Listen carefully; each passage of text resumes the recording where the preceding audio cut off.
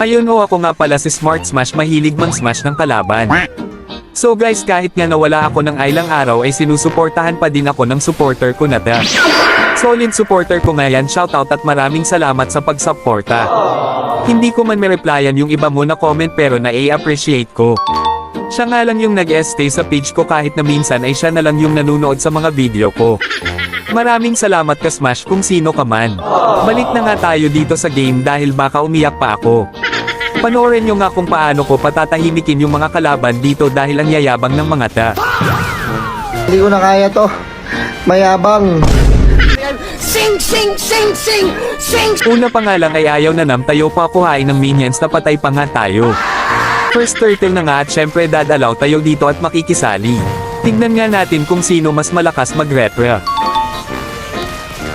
Parang may naamoy ako hindi maganda. Caltech nga ni Aldous ang mas malakas, hahaha. Fight! That's the wrong number! Kinultukan ko na nga din yung core nila.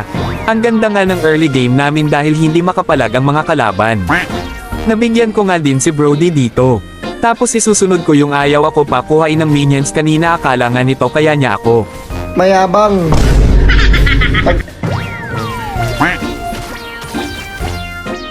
Dito nga nakabawi yung mga kalaban dahil nakasavage yung core nila na feed nga kasi yung manim namin kaya wala kami palag sa mga ta.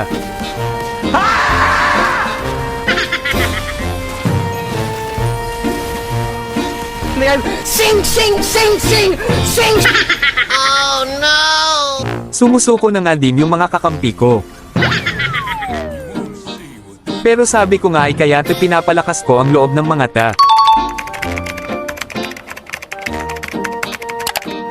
Dahil sabi ko meron naman kami Hanabi taga-def at paabutin na lang ng late game. Kakasabi ko pa nga lang ay eto galit na galit yung mga kalaban, gusto na nila tapusin.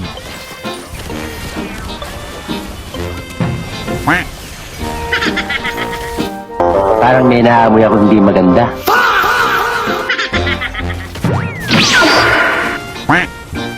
Naubos nga yung mga kakampi ko at ako na lang yung mag-isa na magdedepare ko ano gagawin ko sa mga ta. Ang dami naman. Sana, finish na. Aray ko.